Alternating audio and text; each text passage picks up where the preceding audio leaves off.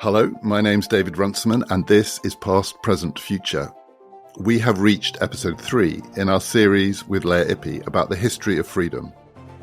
And today I'm talking to Lea about Machiavelli and the idea of political freedom. What does it mean to live in a free state? What does it mean to live free from domination? And what are the institutions that can rescue human beings from being at the mercy of others? Past, Present, Future is brought to you in partnership with the London Review of Books, and the LRB has got a new podcast out about the sinking of the General Belgrano, the bloodiest and most controversial action of the Falklands War. It tells the story of the diary written on board the submarine that fired the torpedoes, and it uncovers what really happened. Hosted by Andrew O'Hagan, you can get the podcast now. Just go to lrb.me/Belgrano or wherever you get your podcasts.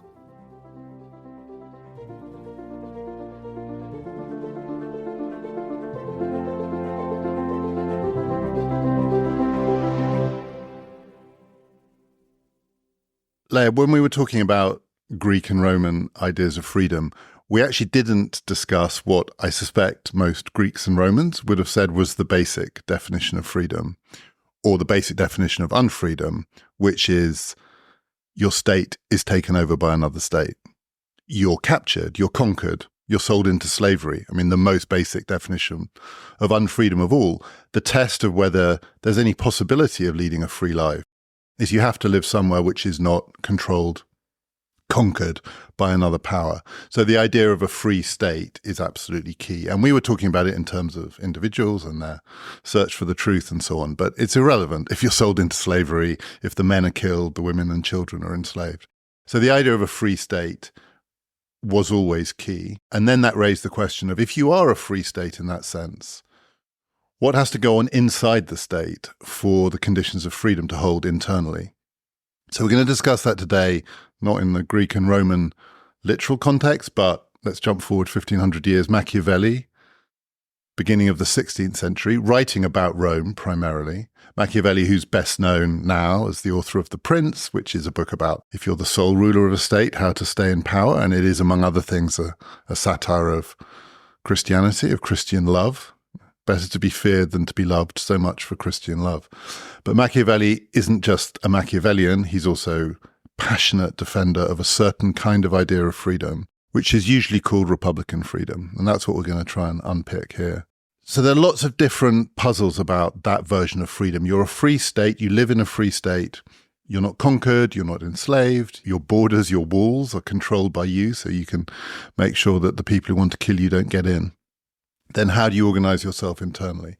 And one of Machiavelli's arguments, drawing on the history of Rome, is that you need two qualities in a free people of a free state.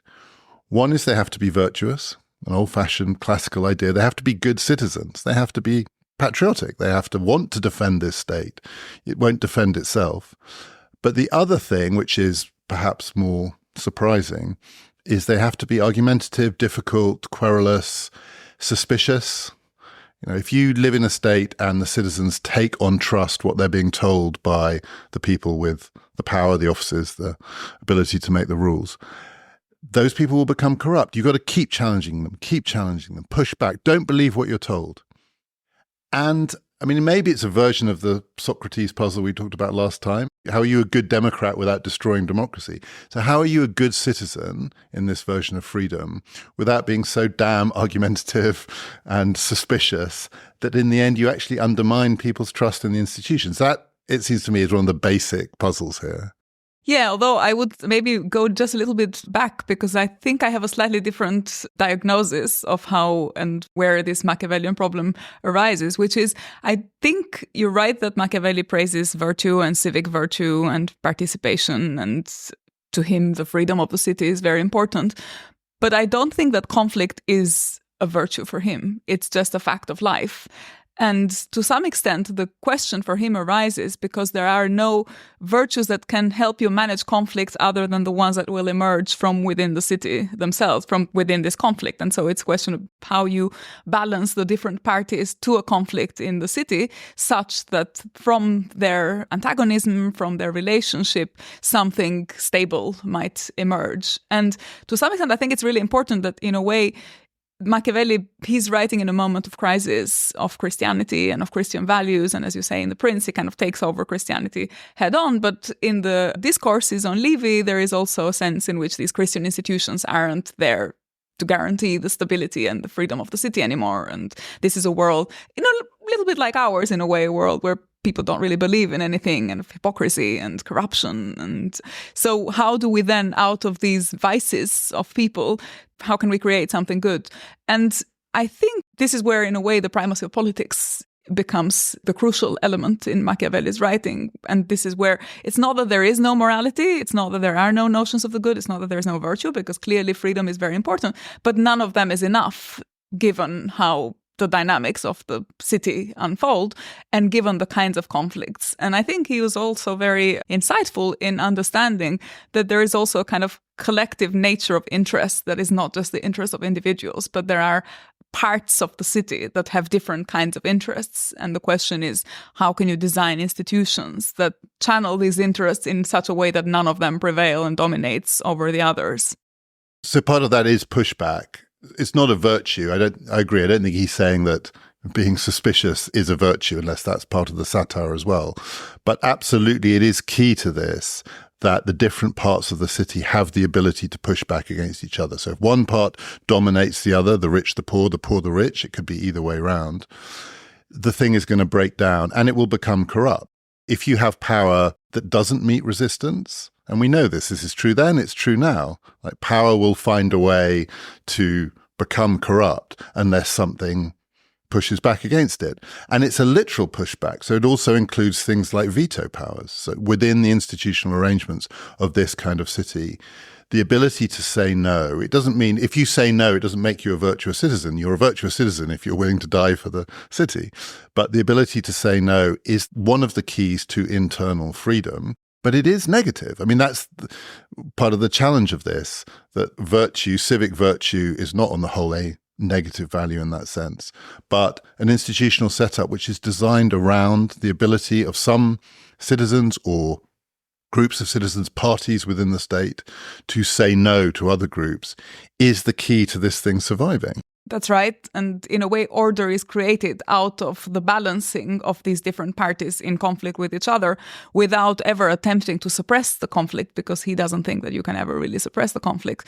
That's part of what it means to be rich in a city and to be poor in a city. Although, interestingly, he doesn't think, and I think it's very important, he doesn't think that the rich and the poor dominate in the same way. He says the rich want to dominate, the poor don't want to be dominated. And the overarching value in a city is freedom as non-domination, as that which emerges from this kind of dynamic between these different social groups, let's say. So better to be ruled by the poor?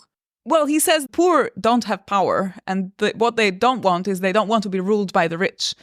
What Machiavelli tries to do is to think about what kind of institutions can safeguard the poor from the domination of the rich in a way that enables them to have, for example, veto powers, or to have institutions that prevent the rich from accessing them. He gives the example of the tribunate, for example, in ancient Rome, when he cites these old institutions to try and give models of how one might think about city and how one might think of representation, if we want to call it this kind of modern word, representation in a city, in such a way that it's group differentiated representation, which is not something that we have anymore, because now we have this idea of general representation. We have parties, and in some ways they are parts, but they're not parts in the way in which they were in the Machiavellian world, because in the Machiavellian world, the parties were parts with different interests, whereas in our societies, the idea is that parties have a notion of the common good that they all serve, and they have these common values, and so it's something slightly different. They just disagree about what the common good is.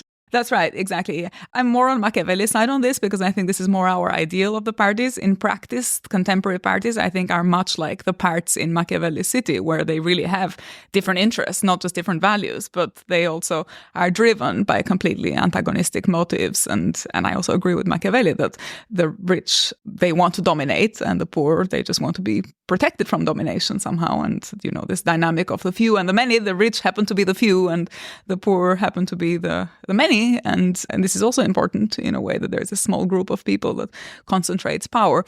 But yeah, I think it's interesting that as part of his response to how do you address the conflict in the city, how do you address the crisis, he thinks about the kinds of institutions that empowers different groups in different ways. And that's something that we don't really have. We don't have alternative courts for the poor or things like that, the kind of things that Machiavelli would have supported.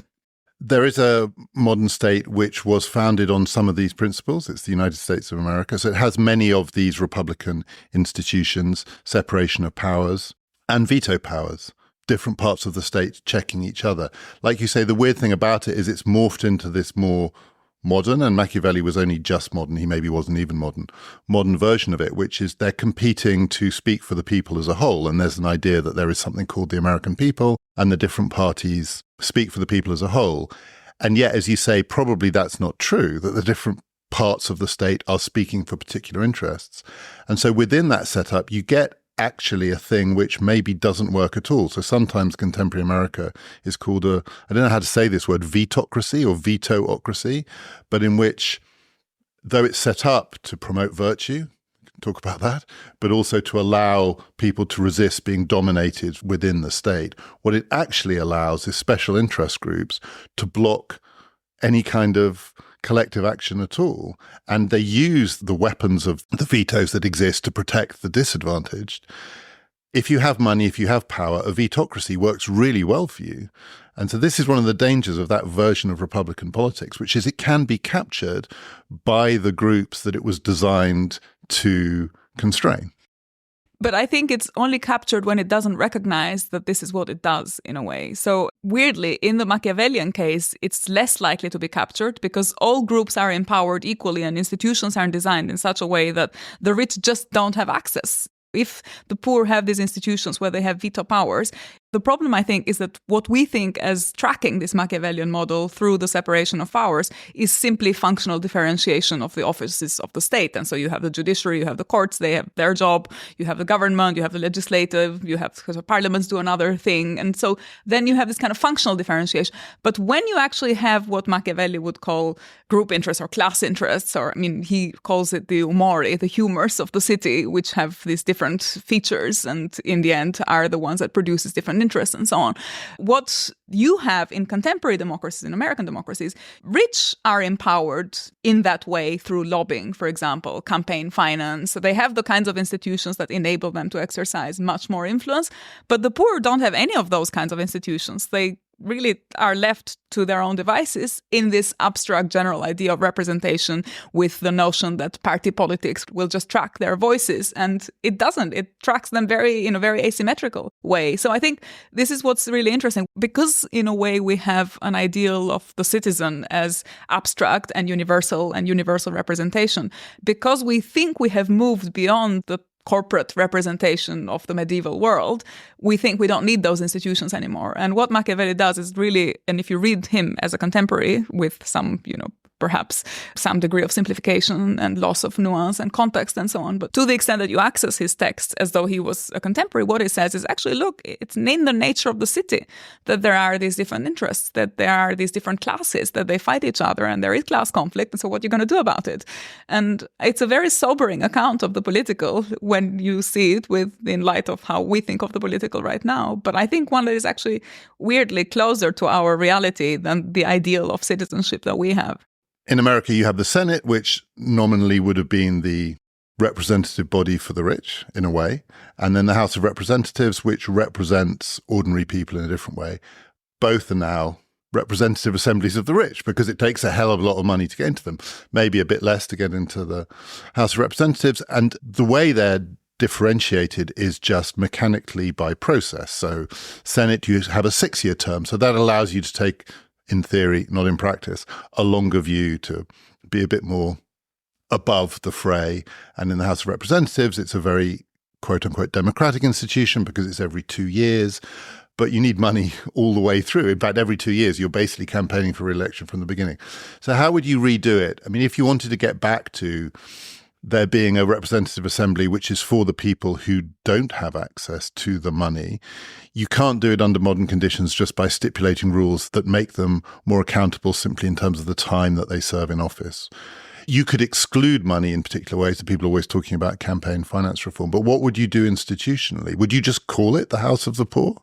There have been some, so I'm not being particularly original here, but there are efforts to rethink Machiavellian democracy for our times. And some of them take the form of exactly creating institutions from which the wealthy are excluded. So exactly something like a tribunate of the poor in ancient Rome that would also function by wealth differentiation in contemporary societies, and that would just give veto powers or would give trial powers to certain underrepresented groups in society. There are other mechanisms. I think there's things that you can do with party democracy, actually. So just campaign finance is one of them. Mechanisms of recall of representatives are also a way in which you could limit how much power one can accumulate in office. If an office holder an MP isn't allowed to hold their office for longer than a certain amount of time, or if they can be recalled from below by their constituents, there is only so much effect that lobbying will have on them, because people will know that these MPs are not going to be in power forever. And so there's a sense in which none of these effects become ingrained, and there is a fluidity and there's more dynamism in society. And there's something called the imperative mandate, which is an old idea that came out around the French Revolution, was proposed by particular revolutionary groups. That also had to do with this idea of the power remaining with the constituents, and whereby the MP is just a voice of the constituents, but actually it needs to track their interests and their principles through and through, rather than just being elected by them and then going on and doing their own thing. So there are ways in which I think we can tighten up the connection between representatives and the represented in such a way that the represented have more power. And these are all some sort of institutional design ideas that might be inspired by something like the Machiavellian model. One of the fears of that kind of politics in a realistic account of the modern world is that there are also the institutions, I'm not going to call them of the deep state, but there are the deep institutions of the state which have a much more permanent character, the institutions of the bureaucracy, the institutions of government. And if you empower constituents, and it's essentially a negative power, it's a recall power. It's not a power to enact legislation, it's a power to say we're pissed off and we've had enough. Actually, though the idea is to hold those institutions to account, it becomes harder and harder. There's churn in one part of the political system, and then there's an underlying continuity in other places too. And part of this is about surveillance, to use a modern word. It's about keeping an eye on the people who have the real power. And the assumption, I think, of the American system is that power needs to match power. So if you have one group where there's a lot of churn and there's a lot of accountability and there's discord and querulousness and pissed off constituents saying we've had enough, and then you have the educated, entrenched political elite in their institutions, say in the treasury or wherever the real power lies in a state, it can be harder to hold them to account. Yeah, and I also don't think any of these reforms can actually work by themselves. So they have to be something that goes alongside other kinds of reforms. And for a start, I think you need a highly educated citizenry to be able to even have these mechanisms of recall, because people can recall for the wrong reasons. And so they need to be informed and they need to be political. And so I think it is a radical democratic measure in that it takes really seriously this idea of representation and continuing to be represented, not just on election day, which is what we think we're doing. We vote for a party, we select an MP, and then the MP goes and does their own thing. And we are completely detached from then the workings of parliament and so on. I think this is a much more demanding model in that the citizens are constantly involved. But on the other hand, there has to be a real vehicles through which the citizens are educated and interested in politics. And there also has to be a chance for them to really see that it makes a difference that they are constantly involved. So it's not just about turning up and voting, because also who proposes the agenda, who draws up the lines of conversation, what kind of issues we're deciding on, and so on. These are all likely to be captured by the rich. So just because we're voting, and just because we're voting all the time, or just because we have this means of recall and others proposals like that.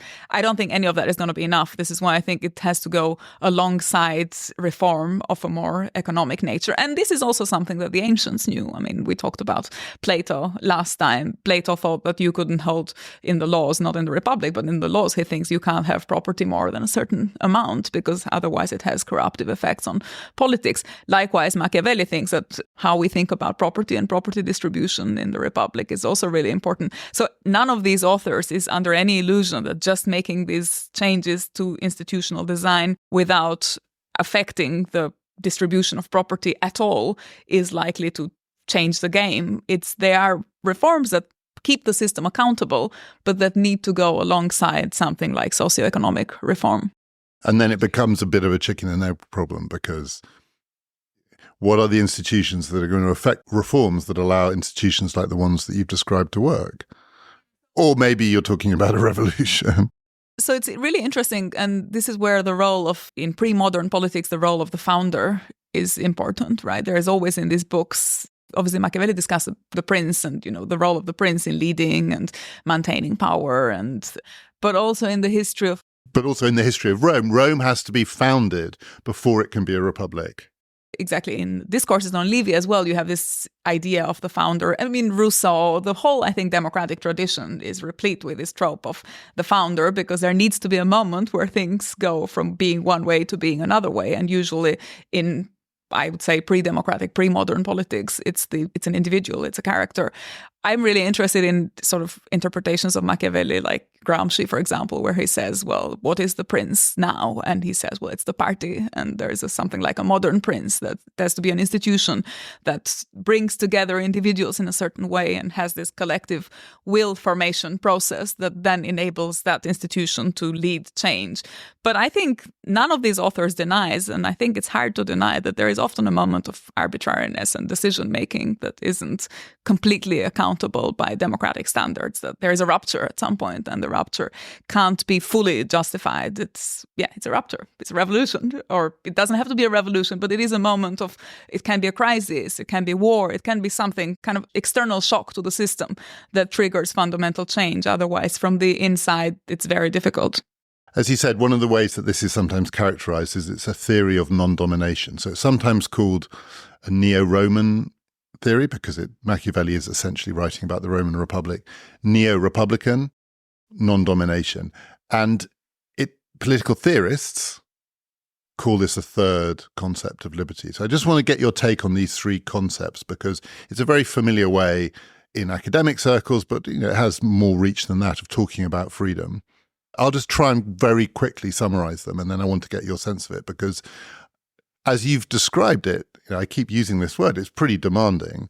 And I want to just get a feeling from you whether you think this really is a distinctive conception of freedom. So the original two concepts, which are associated with the philosopher Isaiah Berlin, negative freedom and positive freedom, or negative liberty and positive liberty. Negative is the familiar idea that you are free when you are not being coerced or interfered with or constrained, literally when you're not in chains. It is the absence of something, the absence of interference or constraint. Positive liberty, as the name suggests, is the presence of something. You have to have a capacity and ability to do something, and it may include something as full as self-mastery in some of the ways that we were talking about. The reason this Machiavellian version is thought to be a third concept is it doesn't quite fit either of those two. So it's not simply you are free when no one is telling you what to do, because you might have very limited possibilities for, among other things, objecting to the way that the city that you live in is being run.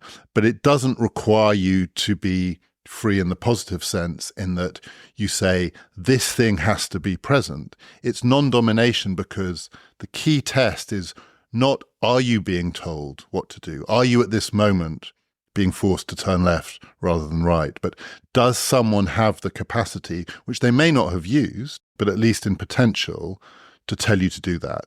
And if they do, even if they're not telling you to do that, you are in their shadow. So part of this is, again, an argument about slavery and the thing that I talked about last time, the good master and the bad master. The slave who says, I'm okay because the person who's enslaved me is a lovely guy. On this account, that's not freedom, because you are still potentially at the mercy of that person, even if they're allowing you to lead your life. So this is about a version of freedom where you have to have the capacity to say no to the person who might dominate you, but you don't have to be someone who has self-mastery. Is it distinct from those other two? I think it is distinct, and I think it is attractive as well, but very demanding, as you say. I think it's distinct because it's not agent-centered in a way. Both of these, both the negative and the positive conception, are about the agent and either what is being done to the agent or what must be given to the agent for them to flourish and so on. And I think this non-domination conception of freedom, or, there's other ways of tracking it. It doesn't have to be just about non-domination. To me, what makes it distinctive is that it's relational. It's about intersubjective dimension of how human behavior, of how we relate to each other, of what we expect others to do for us and us to do for them. And in that sense, I think it is slightly different because it takes you to a different realm. I find it in other authors as well. And I think Kant has something similar when he talks about freedom as a set of moral responsibilities and moral relations in a way. And it's a kind of freedom that, as philosophers say, it's robust across counterfactuals, meaning it has to be true that you are not dominated, even if you are not actually dominated. If you could potentially be dominated, then you are still unfree in a way. And some people would say, well, why does it matter what's counterfactually the case? All I care is if I'm free or not free. But in some ways it does matter, because if you start thinking about relations and how human relations develop and how history unfolds and what could happen politically, just because you happen to have a nice master doesn't mean that when there is another master or when there is a crisis or something else happens, then you will go back to experiencing unfreedom in this way in which you think you care only if you care about negative freedom. So I find it really interesting. The challenge is how you think about the counterfactuals and what does it mean for freedom to be guaranteed across these counterfactuals. So what does it mean to think about the other likely scenarios where you could be dominated, where you're actually guaranteed from not being dominated if you live in this world free from domination? And that's where it becomes more open to the future in a way. Yeah, because I think the assumption here is that the most obvious way in which a human being is cowed is if they think there's an immediate threat to them. But you are also cowed by the possibility of a hypothetical threat, and it makes it harder to have an open view of the future. It is a defensive position that you are thinking about, I really like the way my life is going now, so I better be careful that I don't piss off or alienate the people who might have power over me in future, which is a different way of thinking about the future than that. There's a robustness to the security that I feel now, which allows me to imagine a range of different futures. So it's partly about leaving the future open, which is not true even if you're leading a good life. And maybe you can be trapped in that good life as well. You can be unfree because you're so determined to hang on to what you've got, and that means not angering the people who could take it away from you, that you don't think about what it would be to live in a world in which you don't have that fear. Well, exactly. And which is why I think then opening up to the counterfactuals makes the whole questions of ideology and manipulation much more vivid, because you ask yourself, what would I be like if I wasn't? I mean, I now think these days a lot about algorithms and being dominated or shaped or manipulated by algorithms. Would it be like if I were to take my decisions free from what I'm being driven to click one way or another? And it's only if you have the counterfactual in mind, if you have the hypothetical alternative world in which you could be living in mind, that you are then able to see, well, there is a dimension in which my life is actually being conditioned by other forces outside my control, which is what this whole ideal of non-domination is about. And I think that's important, and it plays an important critical function in someone's life or in the way they assess their politics, the way they assess their society, that they constantly ask themselves, well, what would an alternative world in which these things didn't happen? Now, some people would say, oh, well, that's, it's irrelevant, it's utopian, it's a waste of time, and so on. But our capacity to question and to hold officials to account, to question politicians, to question the societies in which we live, all depends on us holding on to that counterfactual somehow. It's also true that this version of freedom as non-domination, it's political all the way through, and the Machiavellian version of it is primarily about political institutions, but then it can be applied outside of what we think of conventionally as politics. So, for instance, where are people most likely to be dominated?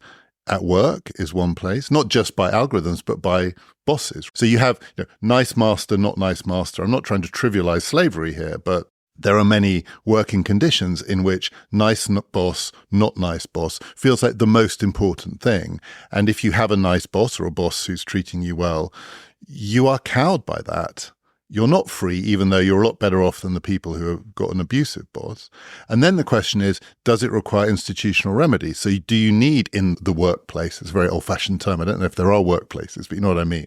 I mean, there are, people physically still show up, but in the institutions of a corporation or whatever it is, do you need actually something similar to what you were talking about here?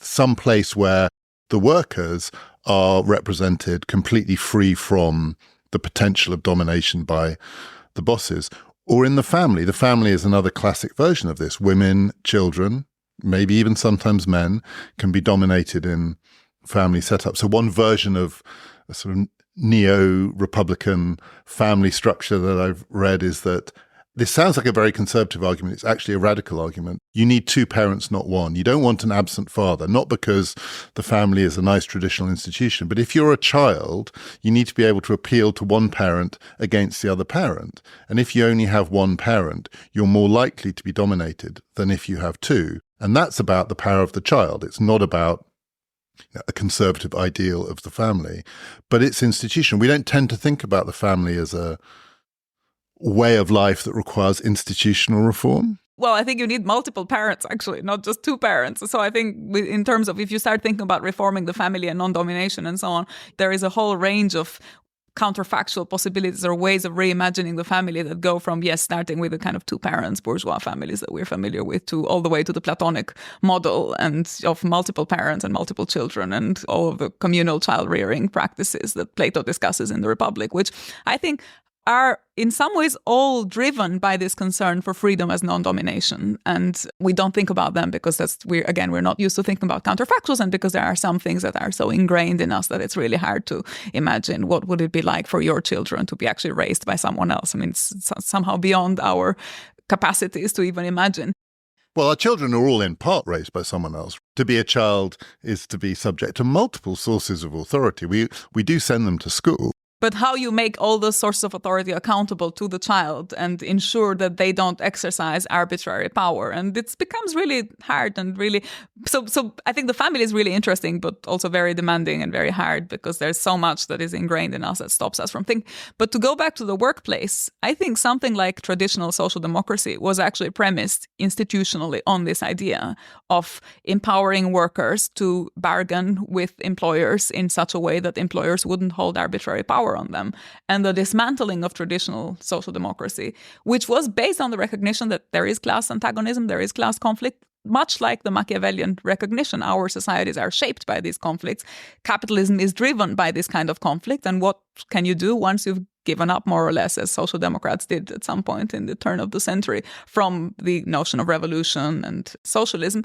They then held on to the idea that what you need to do is to recognize which are the agents that you need to empower, and the working classes were the agents that needed to be empowered. And so trade union power was the institutional reflection of that notion of non-domination that I think shaped a lot of these institutional design experiences in the 20th century, which we have now more or less abandoned. And we have gone back to a model of where the rich just rule and just exercise power, and where the workers have very little by way of countering that. But is that partly about the changing nature of work as well? So I said in a slightly ironic way, the workplace, because it's not completely clear that term, it feels like a term from about 50 years ago. And work is changing. And if social democracy was premised on an idea of collective bargaining and other kinds of abilities to resist domination within the settings of a particular corporate or working structure, work has become more dispersed. It's less organized than it was. You're worried about the role of algorithms. It's also being replaced in different ways, or at least human beings are working within institutional structures that are themselves dominated by mechanical processes. It becomes harder to see this is about this group of people trying to resist the domination of this group of people, because so much of it is mediated by impersonal, mechanical, digital structures that make it harder to see that relationship. Never mind 0 hours contracts and curated careers and agent-centered views of work where you're just a human being trying to make a living in the world by doing multiple different things in different ways with different organizations, all of that. No, I don't agree with that. I think I have a very different view in terms of how do you account for this change and the fact that I don't think it's just the changing nature of work. I mean, of course, technology changes and work changes, but every decision that of which we are in some ways a victim is policy decision. So you can regulate or you can deregulate. And I think the fact that work has been deregulated, fragmented, and so on, there has been institutional accountability at every step of this process. And in part, this is what neoliberalism was initiating a series of changes that deregulated the state in such a way that at some point citizens or workers or however you want to call it, began to lose control. We have coordinated platforms for the holders of capital, right? So we have the people who have wealth are very coordinated. So how is it that it just so happens that we have a lot of coordination on that side and no coordination on this side? Well, these are all the results of policy decisions. And this is, again, going back to Machiavelli. How you think about institutions will condition what kind of life you lead. And we have ended up with these deregulated lives for some, where the power is all on the other side. And so to go back again to Machiavelli, the few and the many, the few are extremely coordinated, have all the bargaining power, can influence policy decisions and influence them to their advantage. And on the other hand, you are left with this argument, well, it's the changing nature of work and these things have happened and the technology has changed and the workers can't coordinate. But it's not inconceivable that you could coordinate workers across digital platforms, for example, or that you could have ways of organizing strikes, or that you can, just like we coordinate a lot of other things and we adapt to technological change. It's just in whose interests these changes are being made. And I think that's where the difficulty is right now. It's that we have lost the capacity to be represented by parties or by actors in society that are willing to make this Machiavellian argument on behalf of the many, as Machiavelli would say. You said these were accountable decisions, but what you mean is these were decisions that were in theory accountable, but these people were not held to account. So the policymakers decided to cater to some interests and not to other interests. So they were accountable to the rich, but not accountable to the poor, as it were. And that's, in a way, I think, the story of the deregulations of the last few decades. So I want to ask you, what would then make this accountable in the sense that you're calling for? And to go back to Machiavelli, so there's an understanding here that in a free city, there has to be accountability. And accountability includes giving an account. I mean, literally justifying what you're doing to the people over whom these decisions are going to be made. And they have to be able to reject the account that you give. So a lot of this does depend on it happening in particular places, physical places or political, institutional spaces. And it has to be quite stylized or ritualized. Someone presents the case and other people have the opportunity to question them and to push back.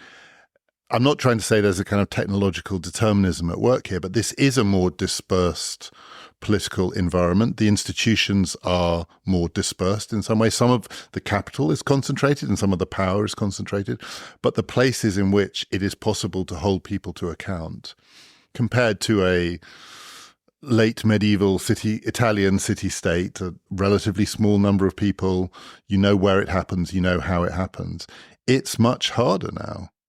Yeah, but that was also the argument for this transition to modern representative democracy. So the emergence of parties was, in a way, the response to precisely the complexity of modern politics and the idea that then have these agents in society that are with one foot in civil society and one foot in lawmaking and policymaking, and they are able to precisely coordinate across these different realms and to navigate this complexity on modern society. And I still think, I mean, it is a kind of old-fashioned argument, but I still think there's a lot to be said for the parties and maybe with ideas of how you can innovate or how you can coordinate transnationally. And it seems to me that actually, when you look at what happens in contemporary politics, some party configurations are able to coordinate. So if you look at the far right, they have an agenda across Europe, across the world, with much the same features, which has this sort of anti-immigrant, exclusionary, conspiratorial elements. And it seems to me that they have been able to coordinate transnationally and to adapt to the transformations of modern politics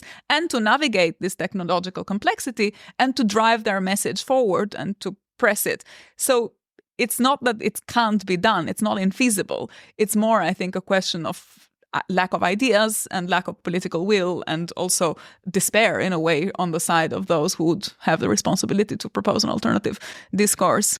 isn't it partly despair because people no longer believe in that notion of accountability? So if you have a politics that's driven by conspiracy theories, part of what lies behind that is the thought that it's not going to be possible to hold these people to account because there isn't now a space or a language in which you can believe them. And that is a function, a feature of 21st century political life, that actually it's not just we need to rediscover accountability in these institutions. Accountability in these institutions to many people no longer seems like a plausible means of asserting our right not to be dominated. What you have to do is be much more rejectionist than that. So a conspiracy theory isn't just exercising a veto. It's saying, this is all bullshit, and I want to come up with a completely different account of how the world works, where I'm not going to hold you to account because anything you say is not to be believed. None of these are brute facts. I think the problem is that I agree with you that there isn't sufficient bravery, in a way, in coming up with a challenge to the status quo that isn't just a right-wing challenge. That's sort of, you have a challenge to the status quo that says, okay, and now let's go back to the past. Let's go back to this idea of homogeneous societies where, there were no foreigners, no immigrants. Never mind that was never the case because every society is made of comings and goings and so on. But somehow that message, they are able to drive it. And the problem is that on the alternative side, there is not enough courage in articulating what would a rejection of the status quo be that doesn't end up in embracing and in longing nostalgically for the past, but has a vision of the future. And I think for that, you need a combination of the Socratic skills and discourse and kind of radical critique with the then Machiavellian element of institutional design and policy making and parties and institutions that are able to then channel these ideas and turn them into day-to-day politics. But I don't think it's impossible, and I don't think there's anything necessary. It's just that I don't know. I don't want to call it just psychological, but it seems to me there's a general despair and beating oneself up and saying, oh, there is no alternative, there's no alternative. And of course, there is a point where that becomes a self-fulfilling prophecy because, there will be no alternative if you carry on thinking that there is no alternative. Part of what I think here is that it's weirdly a kind of institutional courage. You're not going to found the state, but you can refound some of the institutions. And the challenge here is you want accountability. Accountability depends upon robust institutions. But robust institutions to offer accountability have to be ones in which people have some confidence. So there's always a tension there. It goes back to the very first question I asked you in this conversation, which is how you combine civic virtues with the suspicion, which is part of resisting corruption and domination. And there is a version of suspicion that is corrosive, just as there's a version of civic virtue if it's a sort of passive, we're just good, loyal citizens, which is also corrosive. You have to have the two. And it does feel to me, and I've felt this for a while, that we're weirdly attached to our institutions. We really think, we mustn't, democracy will collapse if we tear these institutions down and try and build some new ones because it's too dangerous in the world that we live in. If we don't defend our institutions, if we're not good citizens and say we believe in democracy, we believe in parliamentary government, we believe in elections, we won't question this and that, the whole thing will fall apart. And at the same time, we're clinging on to these institutions past the point where anyone believes in them anymore. And so then what you get is the version of politics we have now, which is the people who get elected are the ones who have no faith in the institutions. Therefore, what do you have to do? You need new institutions. I think we disagree on this. I don't think the problem with these institutions. The problem is with the institutions that are dominated and controlled by market forces that are impersonal and for which there is oddly no institutional tracking because this is the world we live in and because that is no one is really willing to challenge the fact that there is a socioeconomic structure that underpins our politics. And we think about everything other than changing the structure because that seems too radical. And what would it mean to think about alternative property regimes, or what would it mean to think about distribution of social roles in this fundamental way? So I don't think we do think about everything. I think it's weird the extent to which in the politics of the liberal democratic West, we don't think about radical institutional reform. Actually, we're incredibly concerned. Even radical politicians, relatively radical politicians, are incredibly conservative about that. And if you want to change the world, you have to start somewhere.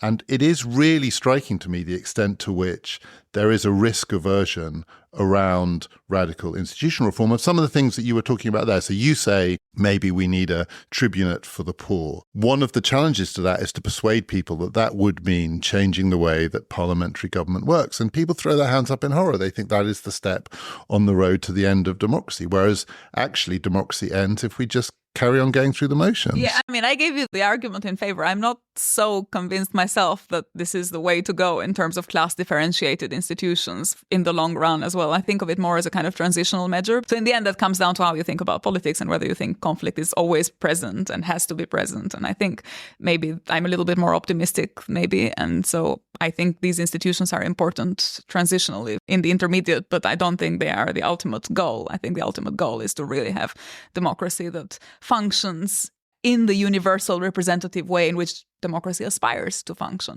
I'm kind of sitting on both sides there. But I think I agree with you that, yes, we have to be a lot more brave on institutional design, but there is a part of our lives, which is the capitalist market, that is outside these institutions. That is what needs to be recaptured for these institutions also to be able to do their work. Because if you don't at all touch that, then all of these institutions will find ways of being captured by wealthy and privileged interests and of being subject to unequal influence and lobbying and all the things that we're familiar with.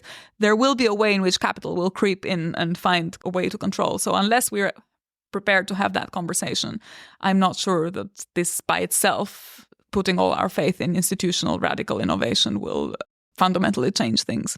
Finally, I just want to go back to where we started. So there's the free state. How is it free internally? And then to be a free state, you have to exist in a world of other states and other powers that will try to conquer you. And if Machiavelli's deeply pessimistic about freedom, it's partly because it's really hard to be a free state in that first sense, given you also have to defend yourself in the second sense. And you also have to, in Machiavelli's terms, really aspire to be a bit of a dominator yourself. The way to be a really secure state, the way to be Rome, is you conquer the world. And if you conquer the world, then it's very hard for anyone to conquer you. And there will be in any state, including any free state, an impulse to achieve security by means of preemptive domination of the people who threaten you, because that's the basic requirement for freedom, not to be at risk. You'll really be cowed if you think someone's about to come and enslave you. And so Machiavelli's story of Rome is there's a founding, there's republicanism, but republicanism in the end morphs into something which is much more like a dominating power.